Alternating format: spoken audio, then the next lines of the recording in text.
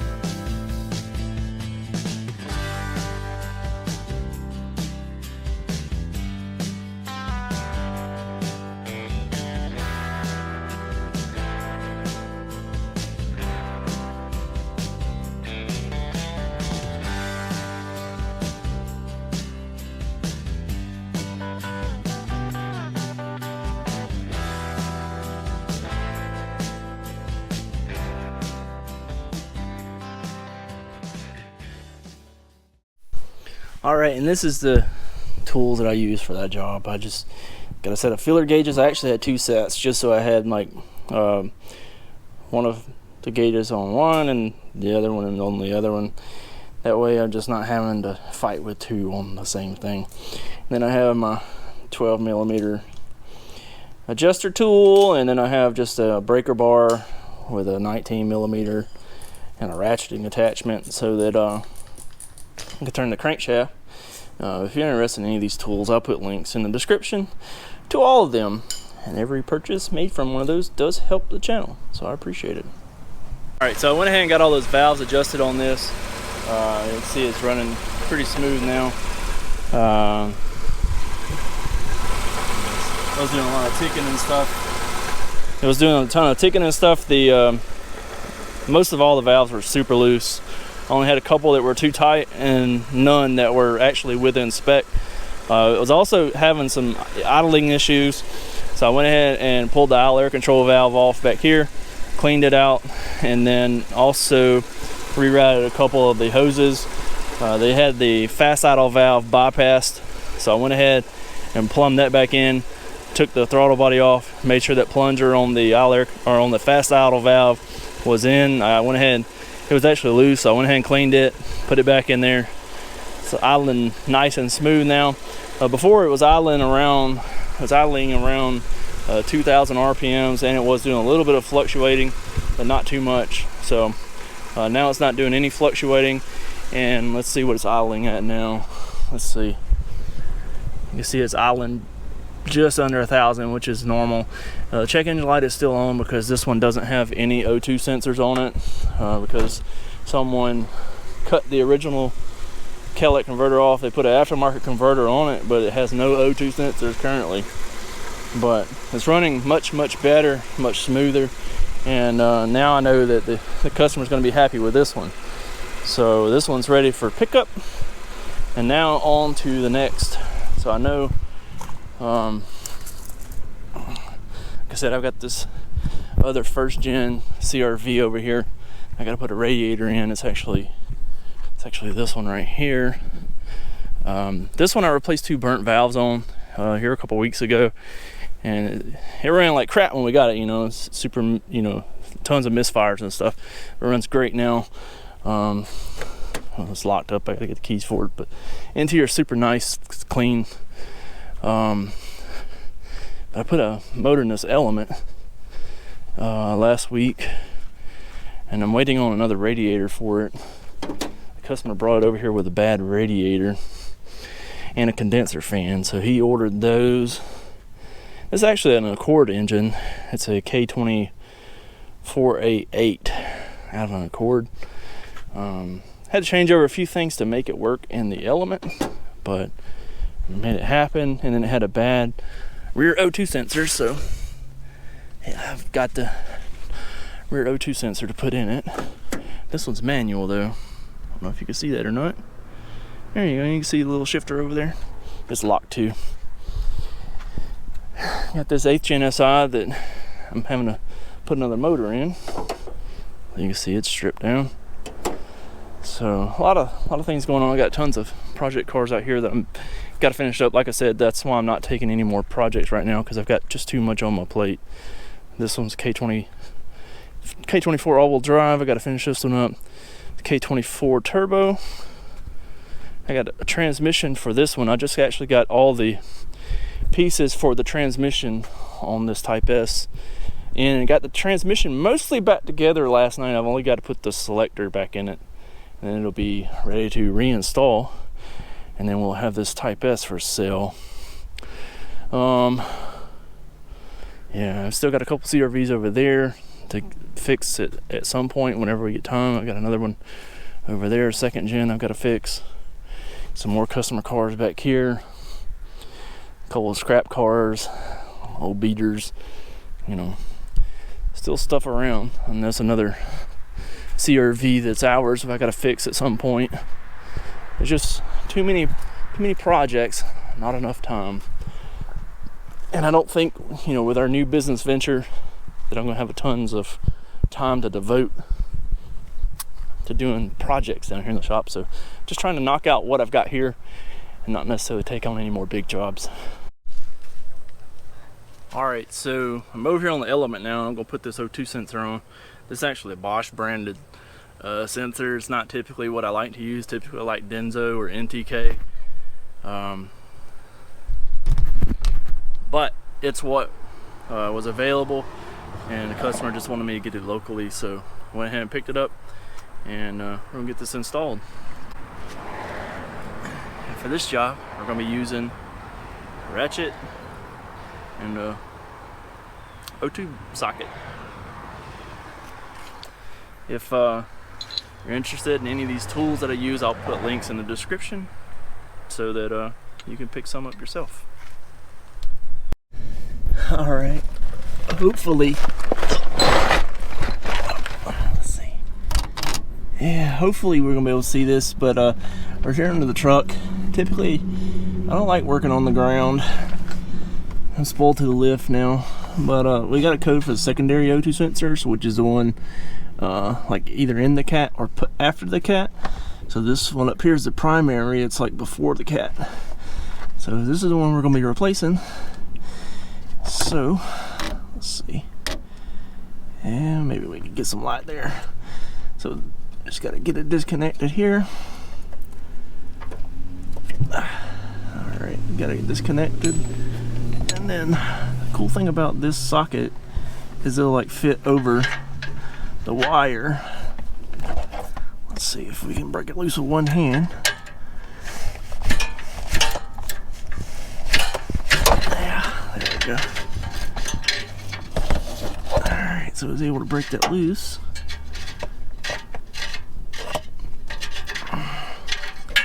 Alright, that looks pretty cruddy. Got a lot of moisture on it. We'll put our new sensor in here.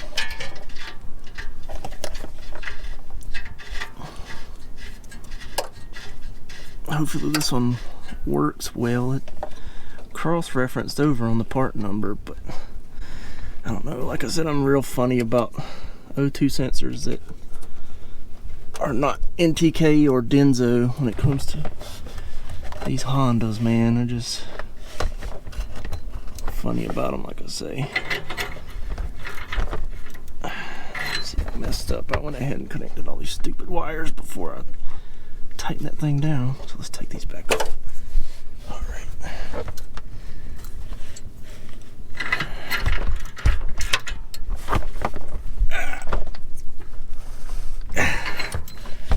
All right, let's try that. See if this is gonna work. All right, so it all plugged up nice. So let's go reset the code and see if it takes the code away. Alright, so I'm gonna hook my scanner up to it. Port's right over here. There we go. See, it's coming up. Close this door.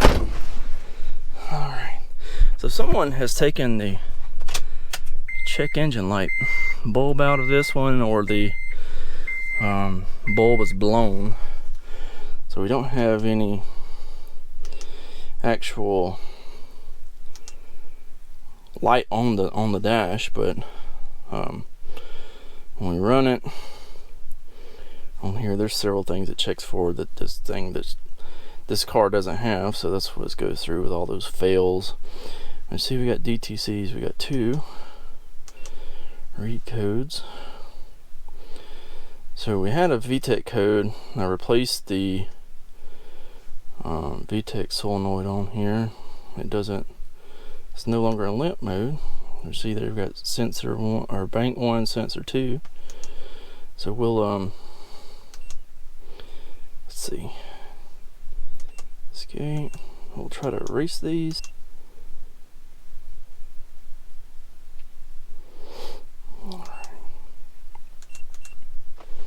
Let's see. It's gonna work. Alright. So we got the truck started. Let's see.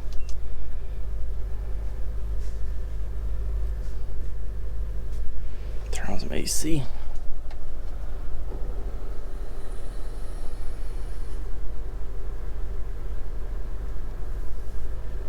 So we got 0 DTCs now, which is the codes. So we look good on that front.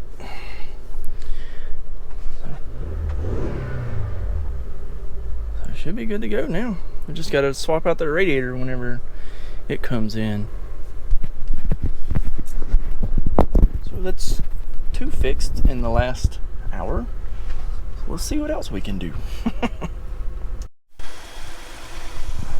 All right, so next up is this CRV right here. This one is one that we bought it with some issues. It had a misfire, had some couple burnt valves, so we got those replaced, and then it runs great now. But we had it listed for sale, and the guy came and was very interested in it. Actually left us a deposit on it, but noticed the transmission was leaking.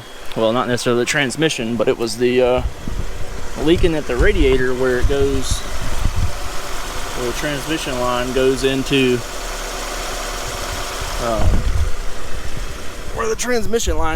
the radiator. And so I just got down there just now and piddled around and found out that just the fitting on the radiator was loose. So I tightened that up and then cleaned it off with some brake cleaner, and I guess we're good to go on that. He did say he wanted me to check out all the front end components, ball joints and stuff, to make sure they were in decent shape. So I'm going to go ahead and look over that real quick, and then this one is done. So I'm making progress. This will be basically 3 finished today. So I'm pretty excited about that. So next is this Accord. I've got to put a transmission in it because somehow they managed to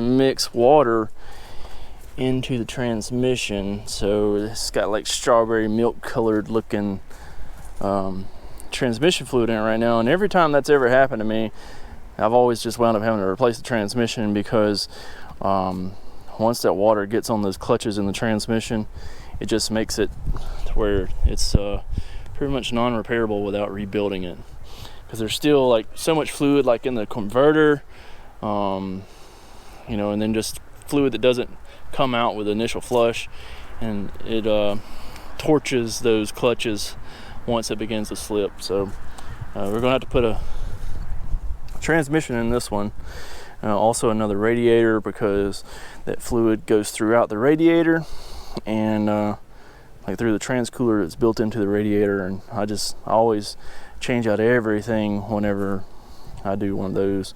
I actually just did one on a Civic like last week or something. It's kind of the same deal. It had some water in the transmission, and it just better just go ahead and swap it out and bite the bullet, be done with it, know it's done right. So that's what I'm gonna be having to do on this one. Now I'll probably have to do it on the ground too, because got Josh's truck still in the shop. So, and I'm not gonna move it out. I've told him he could use the shop. So we could probably do this one out here on the ground. Just have to jack it up and take the front subframe off and do it that way, the old school way, like I used to do it. Before I had the shop, I worked out of my driveway up front, and it was just some slag like here, but that's how I used to do it. I've got spoiled to the lift, but I can definitely still get down out in the yard. So yeah, I'm gonna have to call the junkyard and make sure they do have this transmission in stock. They did show they had it. So he brought it up here because it was having an idle issue, and on the way here it quit pulling. So it broke down. He had to have it towed the rest of the way here. So we're gonna have to pull a transmission and swap the transmission for him too, and then figure out the idle issue. Someone's rebuilt the motor or something on this, resealed it, something, they spray painted and all this stuff. So likely what's happened is they didn't put a new intake manifold gasket or something like that, reuse the old one, and those original gaskets like tear and then they leak, and it's probably was the deal with it though. It was probably just leaking and have to swap it out. Yeah, that's looking at this one's probably gonna be the last thing I do today. I've still got a few other cars around here that really need attention, but you know, you can only do so much in a day. So anyways, thanks so much for tuning in, stopping by the channel. I hope to see you guys again soon. I'm gonna try to do a few more videos here and there. It might not be like as detailed as like some of the DIY repair videos, but to kind of show you what's going on and hopefully help out the algorithm a little bit and help continue to grow the channel with the subs and everything, because I only posted 2 videos in December, and I know that's not very good for the algorithm, doesn't really help the channel. I still get a few subs here and there, and still get some views on the old CRV videos, but I'd like to up that some more. So like I said, I am looking for a first generation Honda CRV. I'm going to use it for a K swap project, so I'd like to do a K all-wheel drive turbo first gen CRV. So that's why I'm looking for a first gen. I prefer manual. Like I said, I don't need any of the drivetrain. I just want the manual, that way I don't have to install the pedals or do any of that kind of stuff. Just get in it and go. So if you have one, hit me up, let me know. Appreciate everybody stopping by. Hope to see you again soon. Like, comment, subscribe. Peace.